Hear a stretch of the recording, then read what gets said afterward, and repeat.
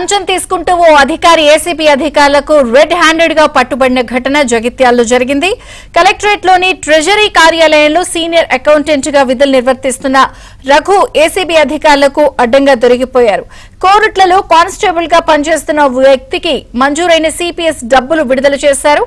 అయితే డబ్బులు రిలీజ్ చేసినందుకు 7,000 రూపాయల లంచం ఇవ్వాలని డిమాండ్ చేశారు. దీంతో బాధితుడు ఏసీబీ అధికారులను ఆశ్రయించారు. డబ్బులు తీసుకుంటూ ఉండగా అధికారులు రెడ్ హ్యాండెడ్ గా పట్టుకున్నారు. ఫోన్ కాల్ 25/2/2025 నాడు ఆ ఉద్యోగి ఫిర్యాదుదారైన ఉద్యోగి తన సిపిఎస్ అకౌంట్ లో నుంచి 1,07,000 రూపాయలని ఆయన క్లెయిమ్ చేసుకున్నాడు. ఆ క్లెయిమ్ ప్రాసెస్ చేసినందుకు అది చెల్లించినందుకు గాను ఆయన రివార్డ్ గా 7,000 రూపాయలు డిమాండ్ చేయడం జరిగింది. ఇస్తాను ఒప్పుకున్న తర్వాతనే ఆయన రిలీజ్ చేశాడు.